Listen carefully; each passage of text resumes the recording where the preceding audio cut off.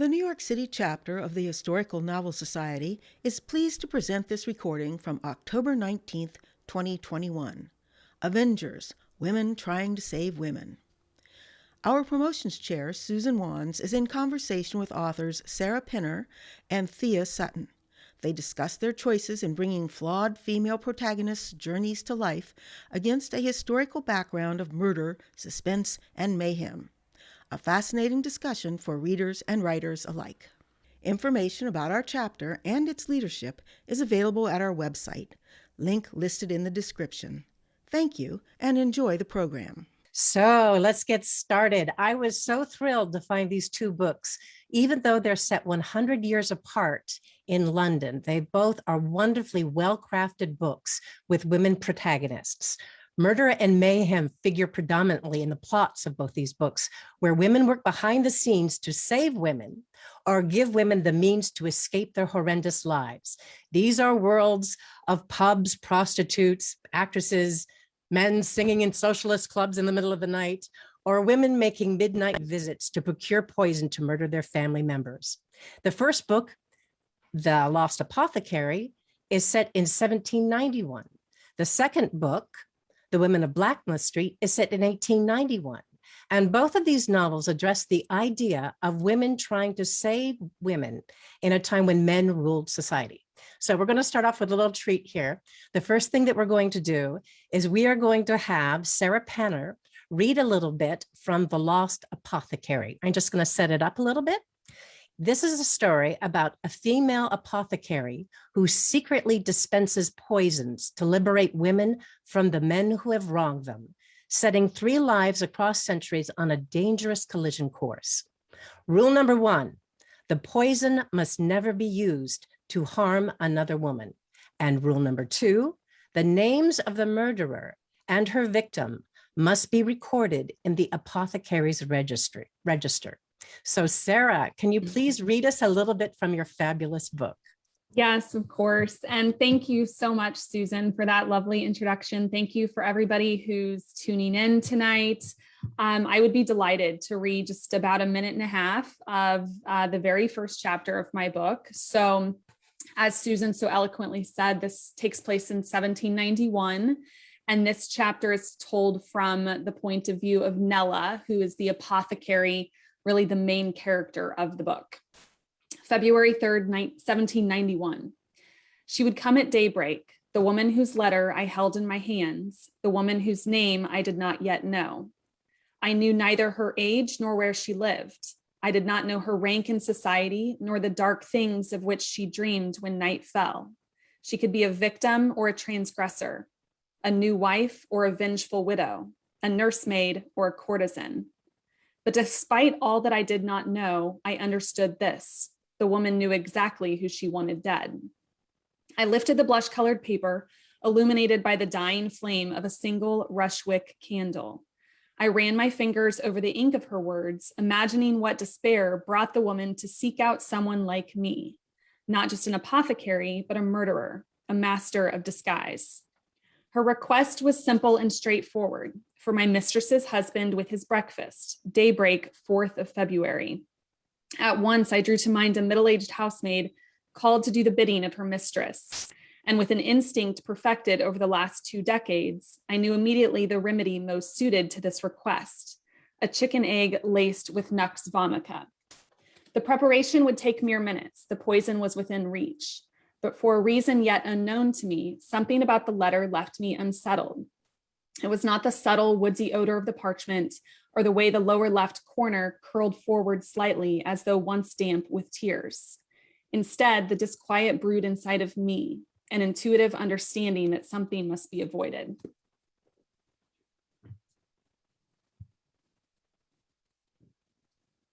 Sorry, I was oohing. That was fabulous. Thank you so much. And now I'm going to introduce Thea Sutton, our author of The Women of Blackmouth Street, 1890s London. Strong-willed Georgiana Buchanan, gifted psychologist and heiress, is forced to find a serial killer or risk having a dark chapter of her past exposed in 1890s London. But when her young, high-profile patient unexpectedly commits suicide, Georgia leaves Boston under a cloud of guilt. Lured to London's notorious Bedlam Asylum, she is trapped by a vengeful detective and a dangerous anarchist who knows too much about her into tracking a serial killer of women in the city's East End. Thea, can you take it away? First off, thank you so much, Susan, for the invitation and for your very kind introduction. And also kudos to the New York Historical Novel Society. I think it's wonderful that you take such an interest in historical fiction. And I'm sure we can talk about that a little later on in this discussion about what makes it so fascinating for all of you and why you come together, I guess, on a regular basis to discuss all of the fascinating aspects of this genre. So I'll read from the first chapter, and I think this is probably a good introduction to Georgia Buchanan. She is an heiress, as Susan pointed out. She's also someone with a lot of secrets, and she has a strange vocation, and she's also inextricably bound to a trio of women with whom she shares a complicated history. So I'll start there. Chapter 1. Apologies for disturbing, ma'am. I'm afraid the matter can't wait. I bolted awake. Sunlight saturated the room through a dusty window, and for a moment I was back in Boston, far away from the gloom that usually gripped London and its environs. In the doorway stood the squared-off shape of a caretaker. His eyes, roomy and pale, leaked a rare sympathy. The drip of last night's cocaine lozenge lingered in the back of my throat, along with the sensation of a nail screwing itself into the back of my head. I'm sorry, what can't wait? I said. Impatience mixed with dread. My voice was thick from lack of sleep, my hands smoothing cobwebs of hair from my face. Ignoring the stiffness in my limbs, the pinch in my lower vertebra, I straightened in the spare wooden chair where I collapsed in the early hours of the morning. I recalled entering the gates of Bethlehem Royal Hospital late last evening, the fires that had broken out in the London docks reddening the sky with angry welts. Running alongside Lambeth Road, Bedlam, as the asylum was known to me and my colleagues in America and Europe, consisted of a squat central block with two vulture-like wings comprising 3 stories on either side, the last place I wanted to be. I'd escaped Boston to leave my work behind, though perhaps escape was too strong a word.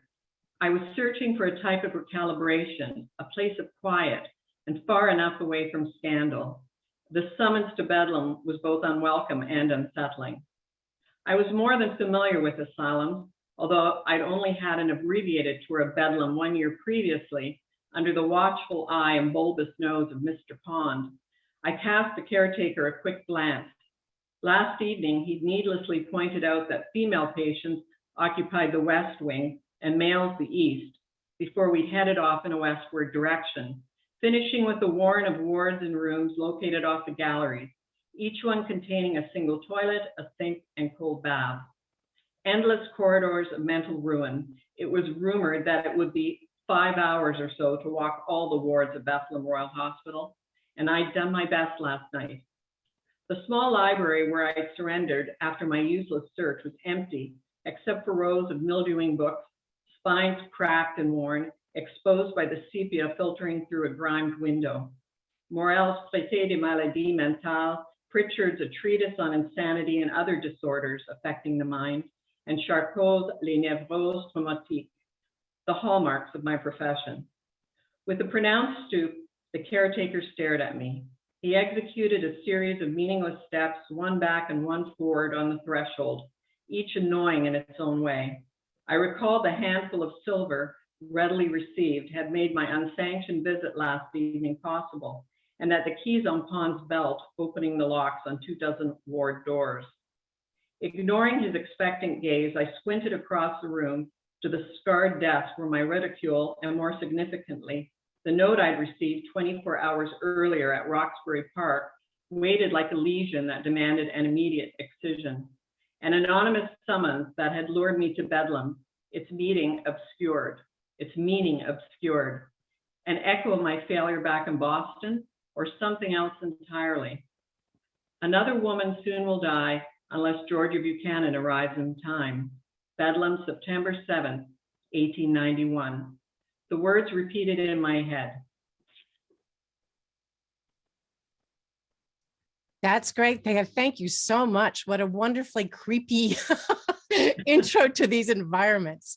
Well, I guess the first question I would like to start with is, Sarah, can you tell us that you picked this timeline in 1790 in Georgian London? Why did you pick this particular time to talk about an apothecary? Yes, so there are a couple of reasons, and I love that this crowd can probably appreciate the first one. I think we all have eras and locations that naturally appeal to us. And for whatever reason, about 5 or 6 years ago, I just became enamored of Georgian London. And there are a few different reasons why. One of them is that it was pre-industrial revolution. So everything was really just done by hand. It kind of created this atmosphere of chaos. Brothels were all over the place. Georgian London is where we saw the gin craze. Fertility rates were down because of that. It was just a really intriguing era that you don't see as much in historical fiction. There's a lot of fiction surrounding the Tudor era, the Victorian era, which are all fascinating as well. But I've always kind of been the person, a little bit of a black sheep, in that I like to understand and read about and study things that other people are not. And so I became really interested in Georgian London. And when I started drafting The Lost Apothecary, that's immediately where my interests took me. And then I made this really serendipitous discovery as I was researching for the book in the very early phases. And what that discovery is that forensic science and the ability to detect poison in human tissue really did not exist until about the 1850s. So 1791, when the book was set, was a perfect time for an apothecary like the one in my story to get away with her sinister behavior and not really have the Inquisitions or bailiffs pick up on kind of what was happening.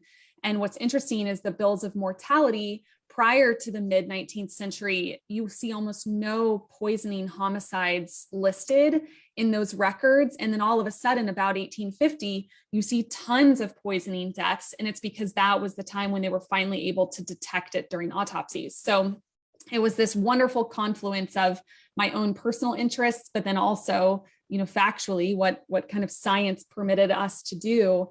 1791 was a great era. And I was so worried at every turn, whether it was querying agents or trying to sell the novel. I was worried that the industry would push back and say, we don't have a lot in Georgian London. This is a very strange era. Like, we would prefer you post-date it to Victorian era. But nobody did. I did not receive one request or under the breath comment that anyone in the industry wanted to later. So it's always been 1791, and I'm really proud of that. I liked it and it stuck. Well, and genius that they can't track down the poison before then. Right. So that's fantastic. And Thea, what about you? Why did you pick Victorian London? I chose 1890s because it really is the cusp of the modern age. It's the turn of the last century, and it really is a time of great social and political upheaval. It's very similar to our own in many ways on a number of levels. Firstly, it was called the Gilded Age, a time of great socioeconomic disparity. Apparently 10% of the population owned 3/4 of the country's wealth, the US's wealth, in the 1890s. Not so dissimilar to our period. There was great social unrest on the streets. There was interest in communism, Marxism, socialism, labor unions, and of course the suffragette movement. All of that is just, I found a very, very interesting mix, into which I, of course, through Georgia Buchanan, who is very much representative of the second thing that is remarkable about the 1890s, and that is the rise of what was called the New Woman. And that was a phrase that was actually created by an Irish writer by the name of Sarah Grand to describe women who were becoming a little more autonomous in terms of control over their lives for a variety of reasons.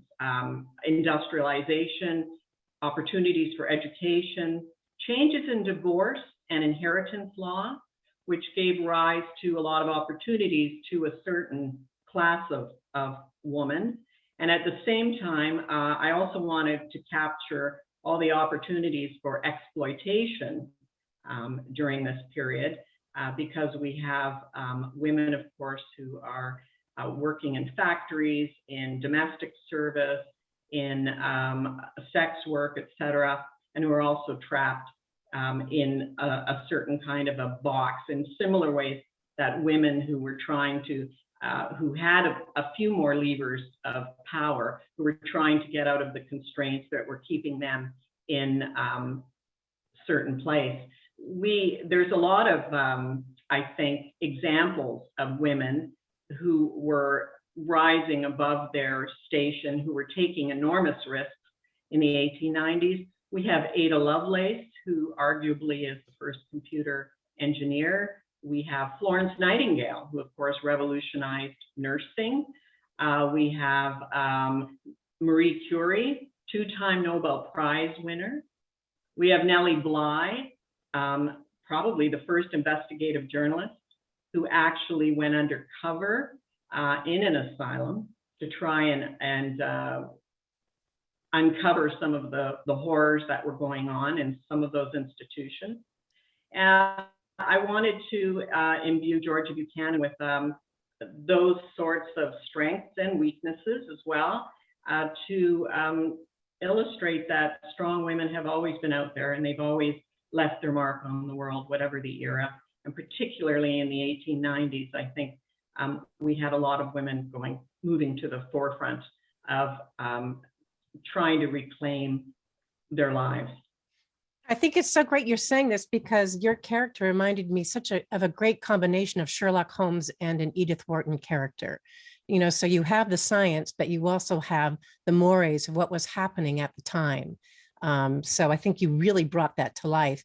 Sarah, I wanted to ask you a question about your protagonist. You have a timeline with a modern character named Catherine Parswell, and she's a historian.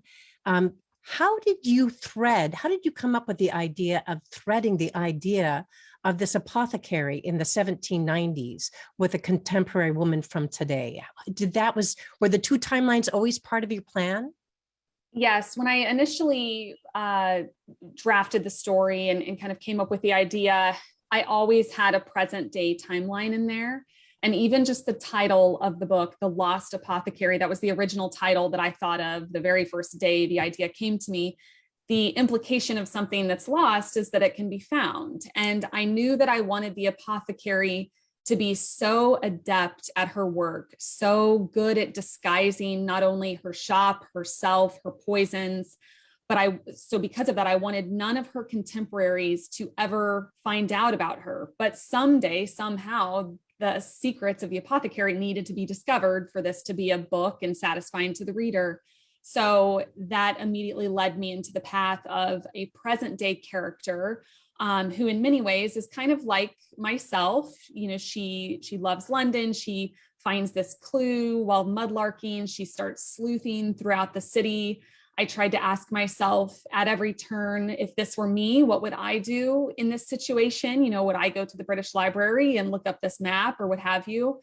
So I wanted to show the reader kind of how a modern day character would use her resources and tools to uncover a secret that was more than 200 years old. So for me, that it was always about two characters. I have had a lot of readers say that they definitely prefer the historical timeline. I think it's richer in sensory detail and a little bit more unique because we're talking about all of the poisons in this hidden shop. However, I think it's also been very fun for readers to discover those buried, unveiled secrets through the eyes of a woman who's present day kind of struggling with her own burdens and ends up kind of inconveniently intertwined in some things that don't necessarily reflect well on her either.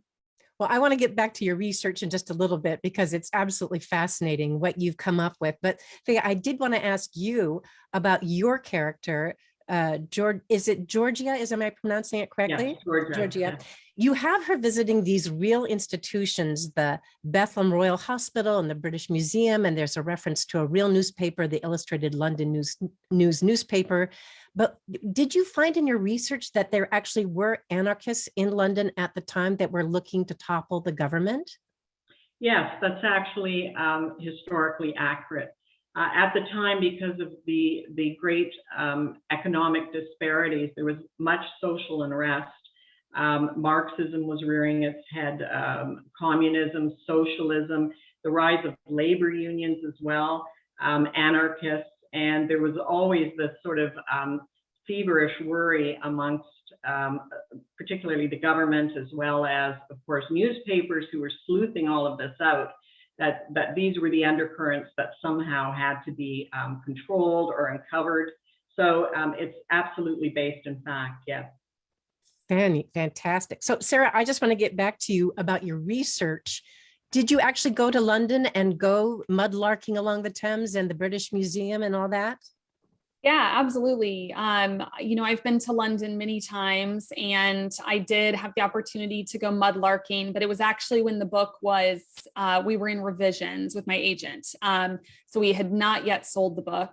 It was actually just about 3 months before we sold it, but I was able still to incorporate some of that personal sensory detail into the manuscript before we went on submission. So I did go mudlarking. Anyone can go. You don't need to live in the UK. I highly recommend, if anyone's traveling to London, to get onto the Port of London Authority website and buy a permit. You do have to have a permit because they have plainclothes police that will fine you pretty steep if you don't have it on you. But it was so much fun. There are so many interesting artifacts, and there are a lot of mudlarkers on social media who find really interesting things every day, very enviable things that they then get to keep. And lots of mudlarkers have found apothecary vials. I was not so lucky. I found a lot of clay pipes and a ton of pottery fragments, but no apothecary vials. So I did go mudlarking. I've been to the British Library many times, where a couple of scenes in the book take place. The maps that are referenced throughout the story, I have on my computer. I have a hard copy version. I have like London maps all over my house. So definitely I was kind of relaying the present day character's experience through things that I have definitely done myself. And did you happen to find someone like Gaynor? Gaynor, the wonderful librarian who is so helpful to Caroline as she's doing her sleuthing, is really representative of a lot of very helpful researchers and archivists and librarians that I've encountered over my life. And I named her in honor of a really enthusiastic early reader who just loved the first chapter so much. This was long before I even had an agent.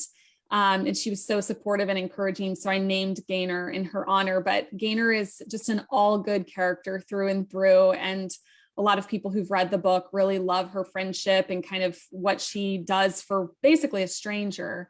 So she's a really wonderful representative of just good people. Yeah, delightful. And not only an original name, but really an original character. The contrast was fantastic. So Thea, I wanted to ask you, in terms of your research, did you go to London too and map out? You have such great adventures when your character is actually walking someplace. Did you actually map out these treks that she was making? I did, and I should say, as a preface to that, how I came across Georgia Buchanan. The first time I was in London, and my husband was attending a meeting at a hospital, an older hospital, I won't say which, in London, and I was waiting for him. And I was thinking, what can I do for the next 15, 20 minutes? And off to the side in one of these hallways was sort of an historical review of the history of the hospital, et cetera, and some of the doctors that work there and patients. So a lot of photographs and memorabilia and manuscripts and whatnot. And one photograph kind of snagged my attention. It was of a woman from behind, and she's going up a flight of stairs. And it was of the era, like maybe 1890s, and I could only see her in profile. So I really didn't know what her face looked like, but it was just something that stayed with me. A year later, I'm in Vienna, and I decided to tour Sigmund Freud's private residence, which is now a museum. The Freud Foundation has taken it over, but it was his residence, and in that apartment, he saw patients. So the foundation has recreated his offices where he was a therapist, and he actually pursued the science of psychoanalysis. After touring that apartment area, again, I went off to the side where there was a collection again of writings and memorabilia and photographs. Again, I saw this photo and I thought, is this possible? It was, to my mind's eye, the same woman I'd seen in London, walking up a stairway, just in profile. So at this point, I thought, well, there's got to be a message in this. And I became sort of obsessed with her. And I should say, in order to write, and I'm sure Sarah would concur, in order to write 90,000 or 100,000 words, you've got to be obsessed. So you're either obsessed with an idea or a character or a mystery. And so this photograph became my obsession. And I wondered who this woman was, the set of her shoulders, the tilt of her chin. There was something about her, and I thought, where's she going out in the world? And that's where that started. Oh, that's a fantastic story. She was stalking you. That's a good way of looking at it. Yeah. So, Sarah, so I just have to ask you, all your research into poison and poison recipes were fabulous. How did you track those down? Yeah, so the poisons themselves, there was a few different resources. There are a number of digitized pharmacopoeias, which is essentially like a medical directory or a directory of herbs and drugs. There are so many digitized pharmacopoeias from the 16th century through the 20th century that are out available online. And I am constantly singing the praises of these wonderful archivists who go and digitize and scan this material in page by page. Sometimes there's thousands of them. So a lot of those are available online. So I was able to narrow and kind of go into what type of pharmacopoeias or manuscripts, documents would an apothecary in the 18th century have actually had in her shop, and kind of extract some of the more commonly used herbal remedies and toxins from that. I also researched a number of real life poisoning cases from the 19th and 20th centuries, particularly in England and Wales. So I was able to see, these dinner parties where truly these servants or these wives or these mothers, how they would actually dispense of the poison and kind of the fallout legally from that. And what they were charged with. I mean, most of these accused poisoners were executed.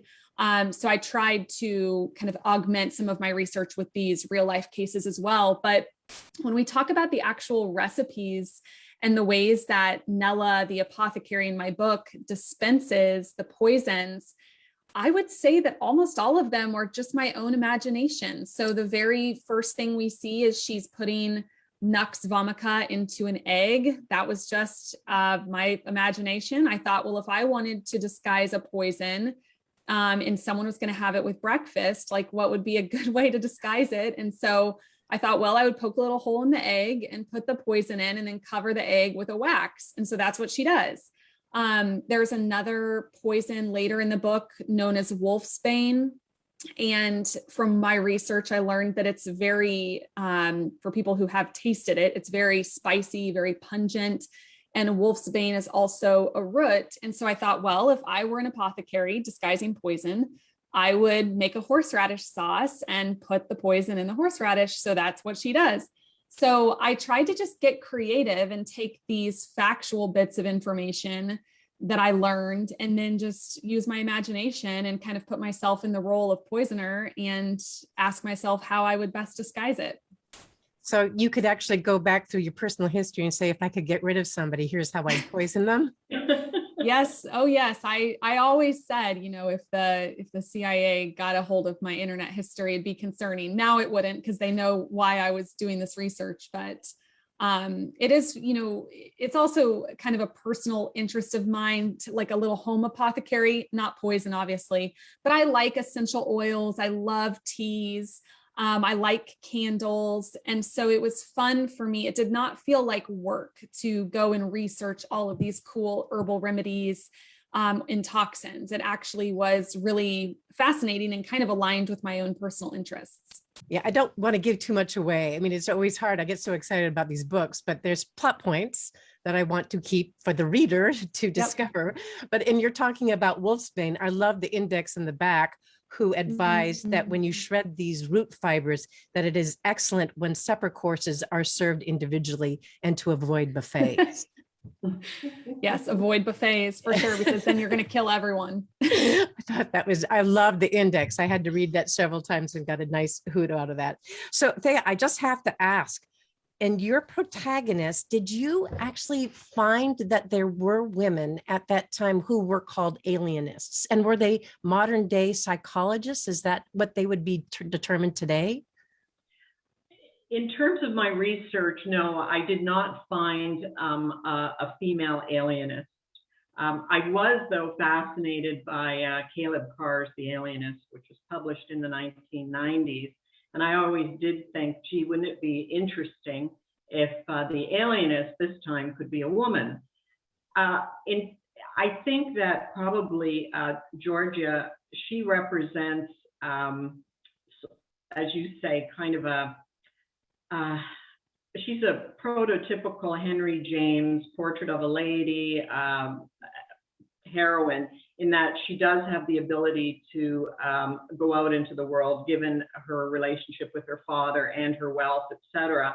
But she's also has the freedom to pursue her interests. So the idea of someone who is particularly concerned with women's position in the world might find herself fascinated with madness, because my book begins with the line hysteria. Of course, at that point, the idea of madness, there was a physiological, biological connection to the idea of mental illness.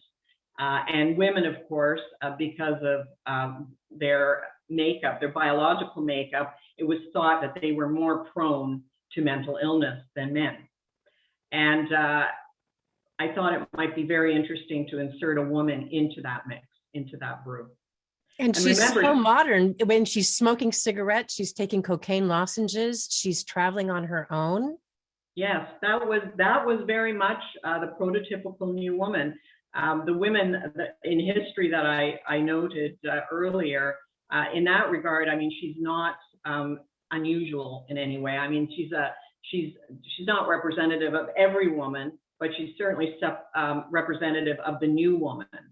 At the time, and you might recall as historians, you would see, a woman on a bicycle and bloomers and magazine covers, etc. That was very much the sort of metaphor for this woman going out into the world. There were a lot of opportunities for education too, particularly for women of wealth. There were women's academies that were teaching all sorts of things. So yeah, she's not unusual in that way. I just thought, though, that nexus, that connection between madness and the idea of women often being labeled insane when they weren't compliant in the way society required them to be compliant. I thought it would be very interesting to have a protagonist with a kind of curiosity and courage and intellect as a Georgia Buchanan to go wading into that world. And she's also so aware of drugs, when she's talking about the tincture of opium and how it's used in some very exciting scenes, what drugs were used against women instead of for women. I mean, it's just such an interesting juxtaposition, her world of drugs as opposed to Sarah's world in The Lost Apothecary. Well, it's funny, I get that question all the time about the cocaine lozenges and whatnot. And I should say, first off, cocaine was considered an analgesic, much like aspirin. They also used it literally as anesthetic during surgery. Freud used it on a regular basis. So the fact that Georgia uses it is not particularly unusual. Secondly, morphine, it was called laudanum. Women were dosed with it regularly because of their so-called nerves. If they were getting a little too upset or angry, etc., they would often be prescribed laudanum to calm them down. I also mention in the novel children, they would be given Mrs. Bailey's syrup, which was also a tincture of opium. If a child was fretful or wouldn't go to sleep, you dose them with a little bit of that syrup. So a lot of those habits, shall we say, were not considered sort of in the same light as we would consider them today. It's fascinating. I mean, it's homeopathy in its most extreme use of the word. Sarah, I wanted to ask you, you write about a character who becomes the sole inheritor of a magic bookshop. Were women apothecaries? I would assume that they would have to know how to read and write. Was that a typical thing at the time? Yeah, I mean, I don't think it was, I wouldn't say typical or common.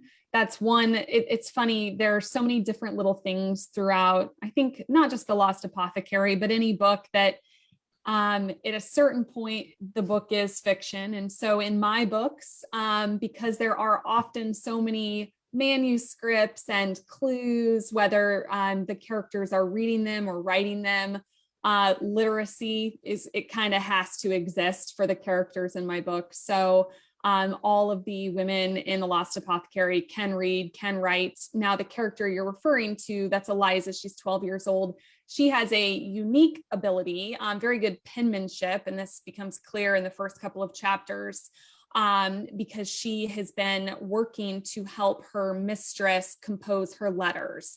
Her mistress has kind of an essential tremor in her hand and can no longer write her letters. This mistress teaches Eliza really good penmanship and kind of some of those literacy skills that, being a young girl from the country, she didn't come to London with already. And Thea, I wanted to ask you, I mean, your scenes of the original Bedlam Hospital are so horrific. Was this actually the situation at the time of how the mentally ill were treated? Yes, in a very succinct answer, yes. People who had more money would, and again, a husband could send his wife to an asylum, an institution, on the flimsiest of pretexts. So the whole idea of compliance, I mean that literally. So someone of means might be able to send or choose to send someone to a private asylum, where maybe the conditions were a bit better. And there were a lot of private asylums. They might have been called sanatorium, that might be another term, but it's where often women were sent because of some supposed mental affliction. In terms of Bedlam, it was established in the 1200s, went through a couple of iterations. It was torn down and then relocated, I believe, in the early 1800s. So if you want to go and see the building that Georgia spends some time in, you can now go to the Imperial War Museum off Lambeth Road. So essentially, when Bedlam was not decommissioned, but it was moved to an outer borough of London, the building was decommissioned and it's now a museum. Oh. So yes, the conditions were certainly not the best. The treatments too, I mean, a friend of mine is a psychiatrist in Ireland, and I asked him, you know, what he thought of all of this, and he said, you know, sometimes, Thea, I think we haven't come very far at all. Mm. So we keep going in circles when it comes to how we treat madness. And remember too, Georgia is on that cusp again of the old ways of looking at mental illness as something that is physiological and biological and inherited, to studying with her mentor, William James, who is really the first psychologist. He is a forerunner to Freud, to Jung. He's the man who put a lot of these questions and this research in place, looking at mental illness beyond just from a physiological standpoint, but investigating areas around psychotherapy and also certain social and economic fundamentals that also contribute to well-being and to mental health. So she is exploring the old way, the old approach to these topics and these subjects, and she's also intrigued by some new research into that area. And of course, what she finds out through the course of her investigations, and I hope what the reader discovers too, is that sometimes it's reality that will basically make you embrace insanity, and that sometimes people do monstrous things, but for all the right reasons. Yes, very well put. Sarah, I wanted to ask you, I think the idea of your register in the book is so wonderful. And your sayings, rule number 1, the poison must never be used to harm another woman. And rule number 2, the names of the murderer or victim must always be recorded in the register. The register is such a magical tool. How was this always part of your idea about what the through line of this story was? Well, so for anyone who's not read the book, what Susan's referring to is the Apothecary's Register, which is this really big book where she writes down every poison she dispenses, the date, the person who purchased the poison, and then the intended victim.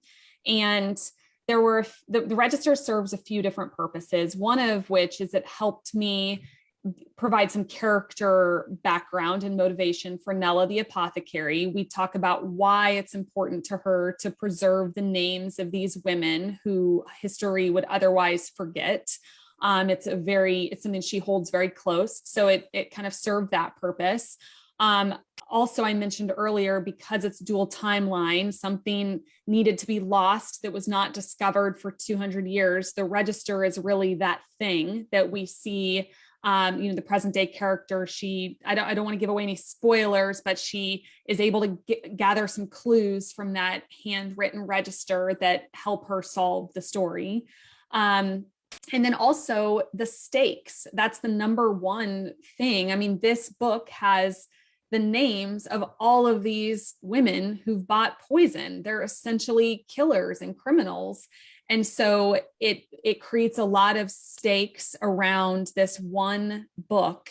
And the apothecary has a really tough decision at the end of the story. What do I do with this book that has all of this incriminating detail in it and all of these answers and things that have been happening for many, many years?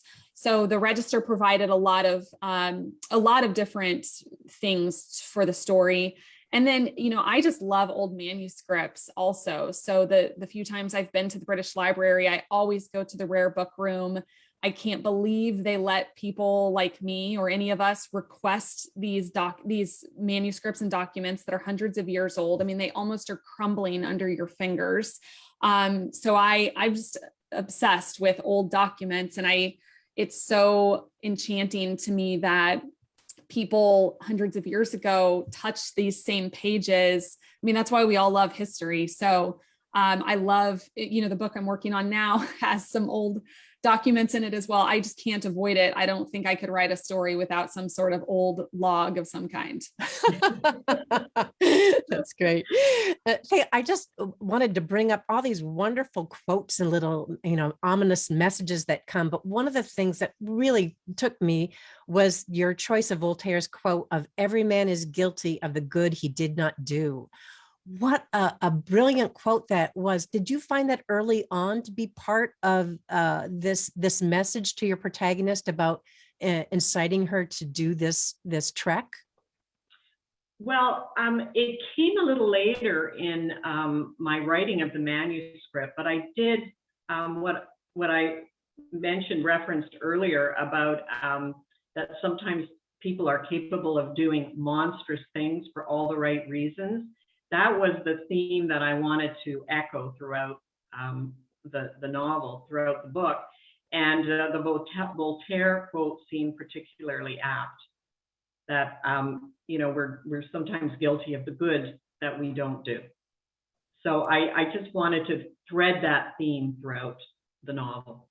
And the whole idea is, of course, is that someone like Georgia Buchanan, I mean, she prides herself in knowing the human psyche.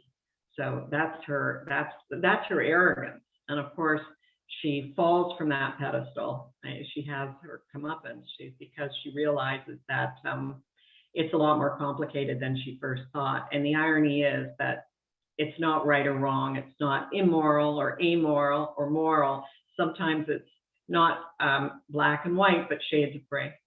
Yeah, that's fabulous. Sarah, I just had to ask you, in your adventures in mudlarking, did you also go harvesting beetles by moonlight for poison? No, I've never done that. And that a lot of that scene was imagined. I had to do some very strange research, like where do beetles live? Where, especially in the winter. And apparently they really do feed on starchy root crops. So that's where my characters go to harvest these poisonous beetles. But that was actually probably the most interesting toxin that I discovered in my research was these cantharides beetles. They're an aphrodisiac, as well as very toxic. And they were used in Parisian brothels in the 17th century for these women to kind of seduce these men and then kill them. So that was definitely the most interesting poison. And it definitely plays a very important role in the book as well. It was a brilliant scene. I don't want to give anything away, but I could feel the Beatles on me for the next couple of days.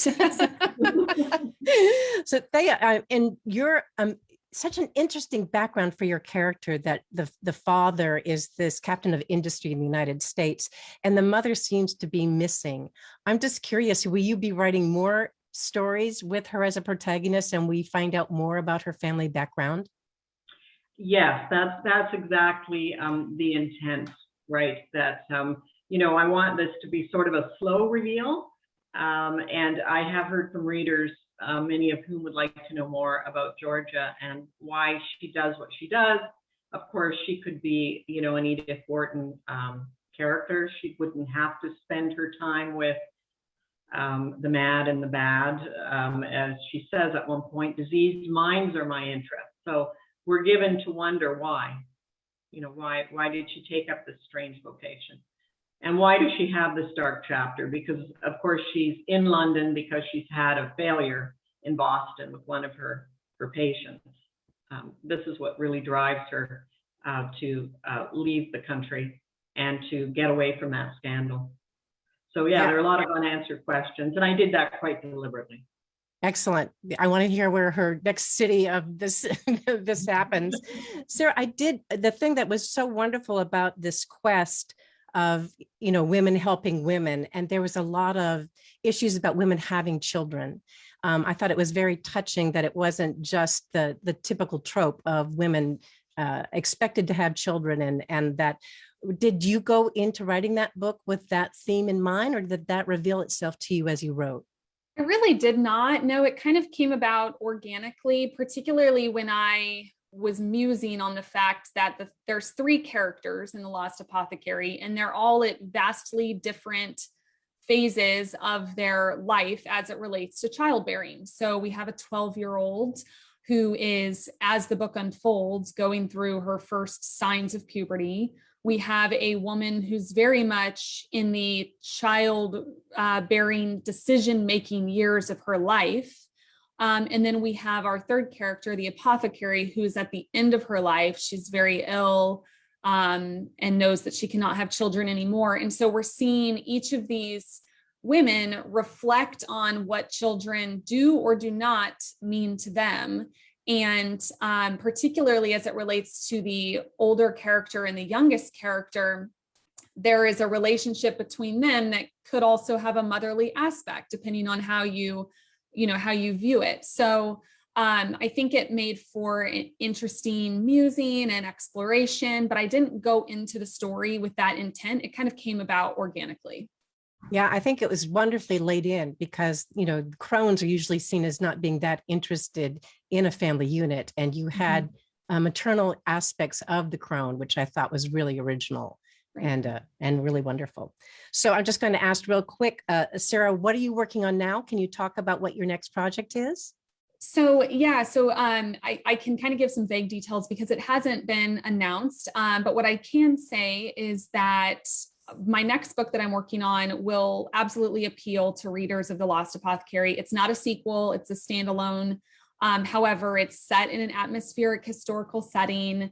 It features brave, rebellious women, and there are lots of cliffhangers and twists and turns, much like, readers loved in The Lost Apothecary. So I think when people walk into a bookstore down the road, they will find the books similarly situated on the shelf, but they are two completely different stories. Oh, the suspense is killing me. Okay. And Thea, what is your next project about? I am finishing right now a manuscript that is the present day story. Yes, about two women, and it's sort of a Thelma and Louise reprise. But I haven't forgotten about Georgia Buchanan either. I am sort of under the gun to essentially provide the next chapter in her life. And I see her going to New York and Vienna. And Vienna, of course, a young Freud. So we'll see where that goes. Oh, fantastic. Now we do have just a couple questions here. Diva wanted to know, we'll take you first, Sarah. What was your biggest research challenge and how did you overcome it? Yeah, so I saw this question a few minutes ago. There are a variety of research challenges, but one that came to mind is the vernacular. I mean, when we talk about writing historical fiction, there are so many words that we use today in our everyday language that did not exist even 100 years ago, much less in 1791.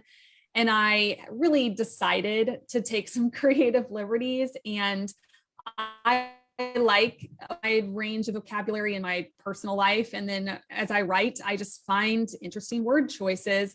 And I frequently realized a lot of these words that I prefer to use to describe something just didn't exist in 1791, and I just put them in anyways.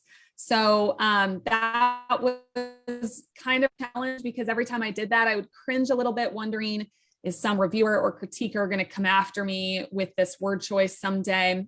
And particularly Eliza, she was 12 years old. She has a pretty mature voice. She uses some words that a 12-year-old might not really use.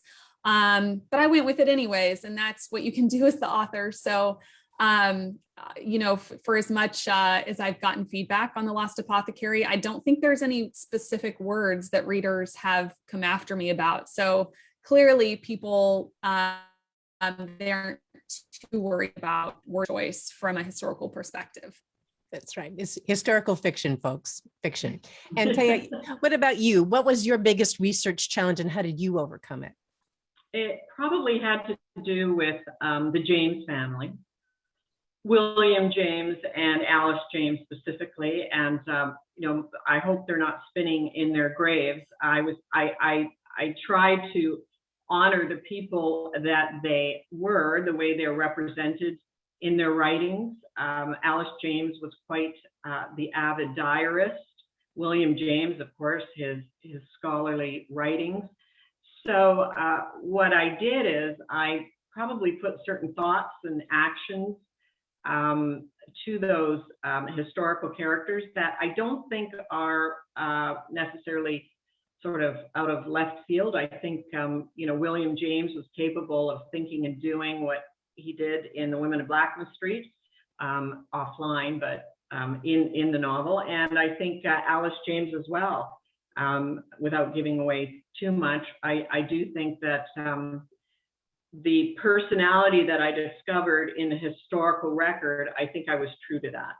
And as Sarah says, as the writer and a writer of fiction, you can take some license. So that was a challenge for me. Excellent. So here's another question from Matt.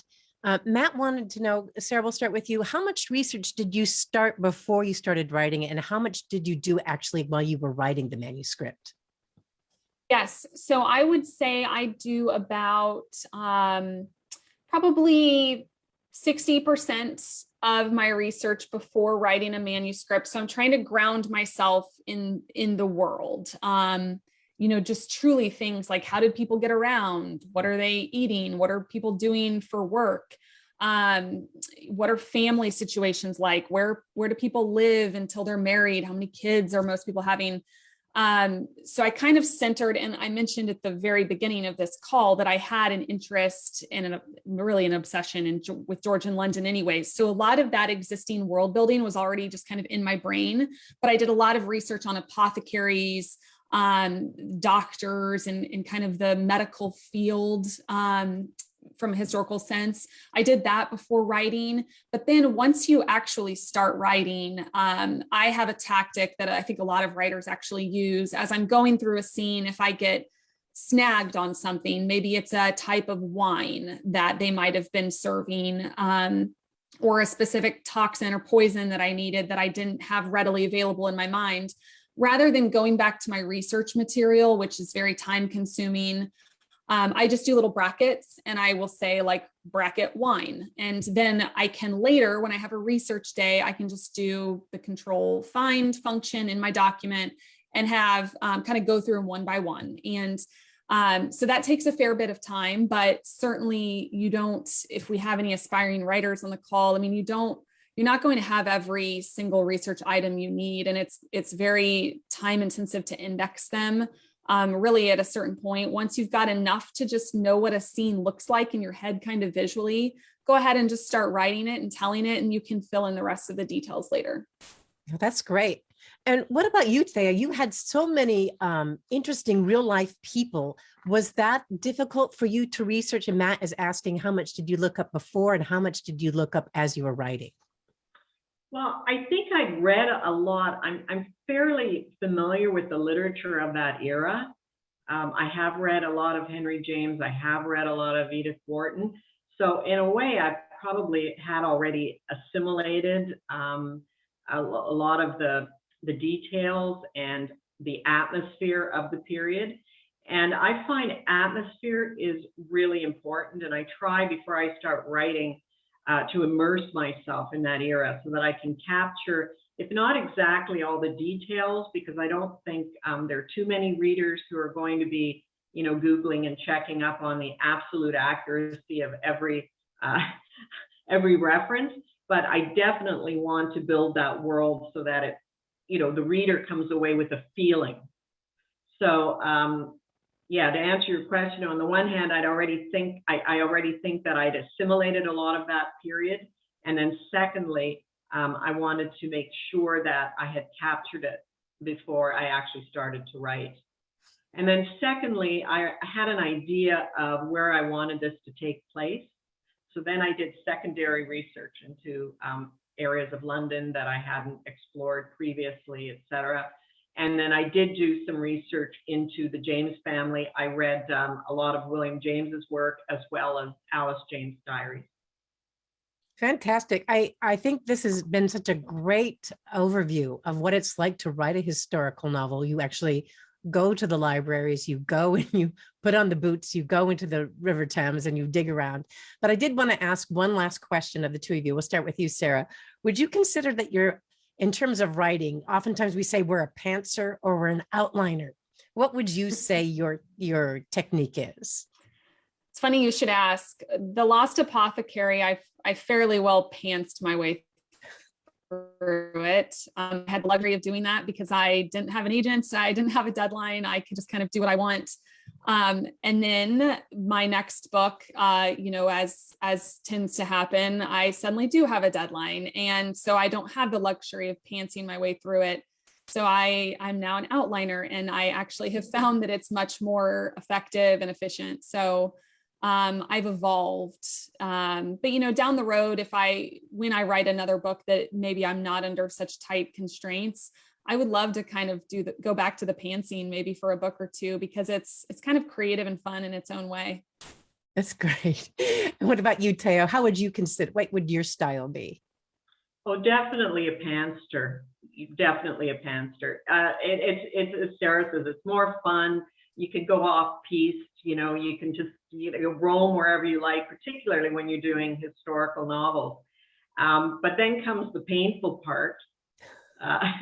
Being a pantser, sometimes you write yourself into a dead end, or you make work for yourself. So yeah, I mean, the pantser thing is fun, but same thing for, the next iteration, it's going to be, I'm outlining. Excellent. I mean, these are just such great viewpoints about what we learn and how to write. Well, we're going to wrap it up here. I have put the links to your books in the chat field so people can buy them. Sarah, I did want to say congratulations on your book being optioned for a series on Fox. And Thea, I'm really looking forward to what happens to her next. It's so nice to meet such a ballsy, take charge, kick-ass woman in Victoria, England. It's really fantastic. Thank you. And that concludes our program. We hope you enjoyed it and learned something new. You can find out more about the New York City chapter of the Historical Novel Society and our leadership at our website, or contact us at hns-nyc@mail.com. And finally, please consider supporting our volunteer panelists and hosts. You can contact them at their websites below. Thanks for joining us.